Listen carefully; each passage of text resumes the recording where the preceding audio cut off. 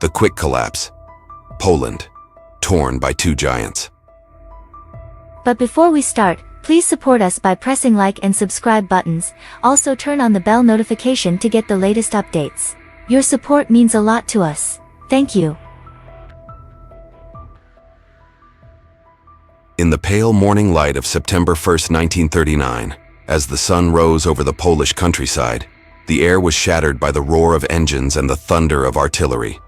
German troops surged across the border, and within hours, the invasion of Poland was in full swing. It was a brutal and calculated assault that marked the beginning of the deadliest conflict in human history, World War II.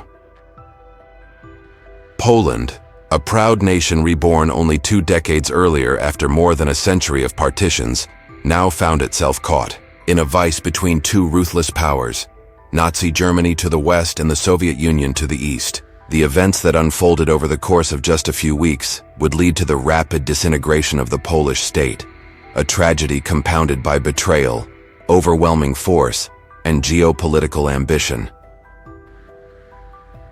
The calm.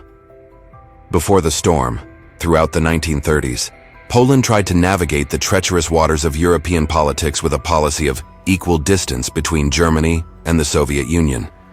It had non-aggression pacts with both powers and hoped to remain neutral if a wider conflict erupted.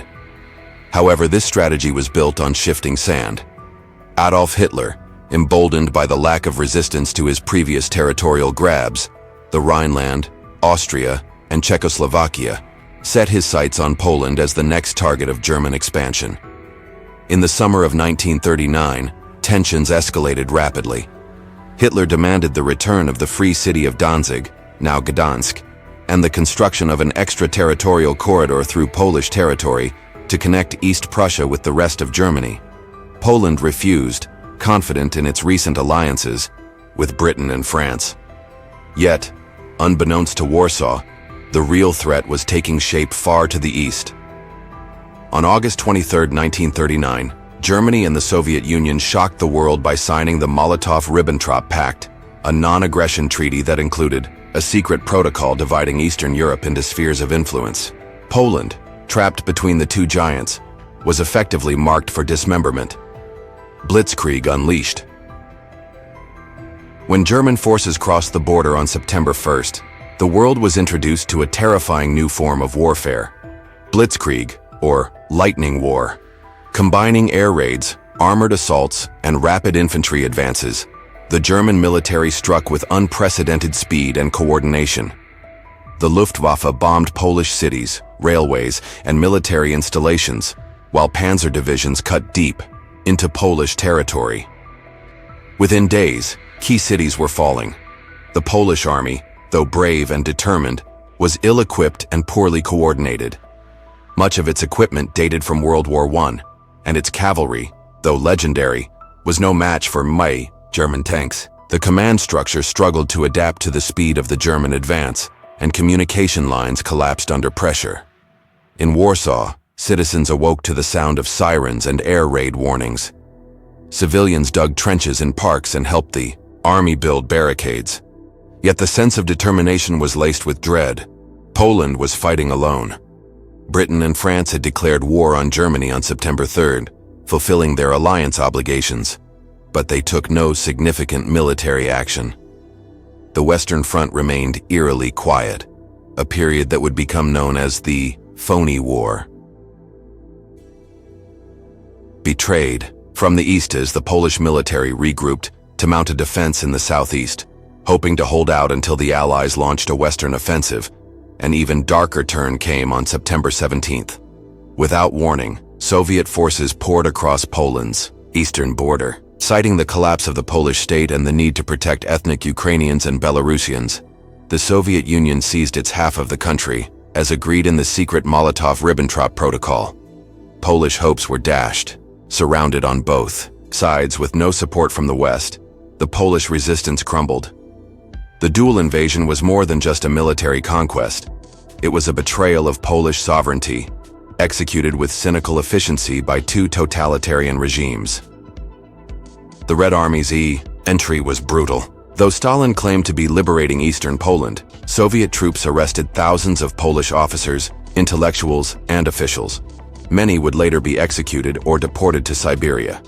In the West, the Nazis were already implementing their own reign of terror, targeting Jews, political opponents, and Polish elites for imprisonment or death.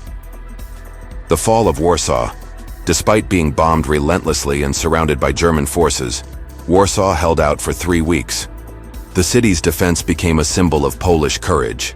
Civilians joined soldiers in resisting the invaders. Fires raged across the capital, and buildings collapsed under the weight of bombs. Food and medical supplies ran out, and hospitals overflowed with the wounded. On September 27th, after days of fierce fighting and bombardment, Warsaw surrendered.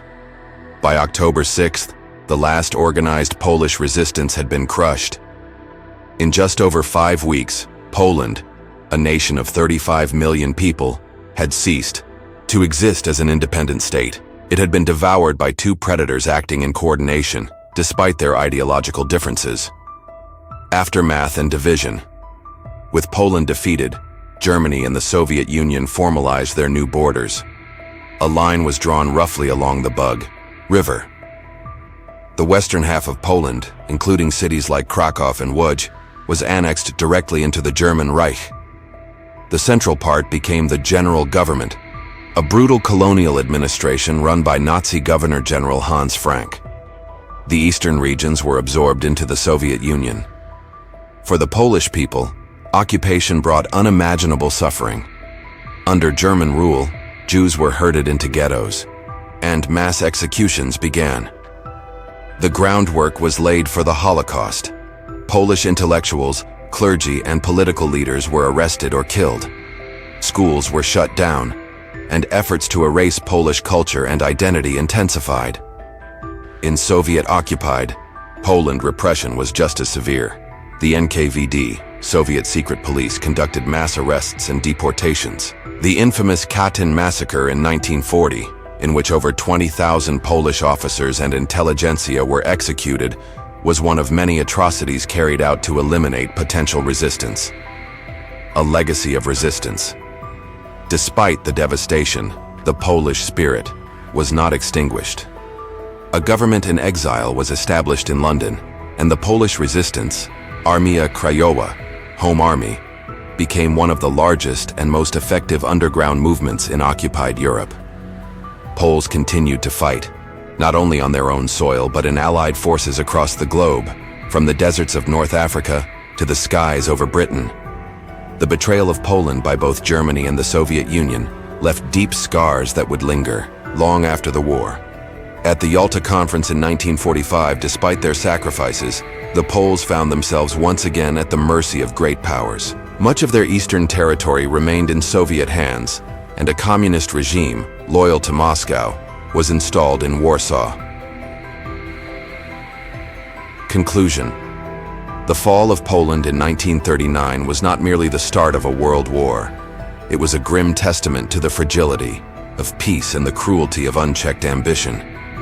Torn apart by 2 totalitarian giants, Poland's swift collapse was not due to a lack of courage or conviction, but the overwhelming force of betrayal, surprise, and sheer military might.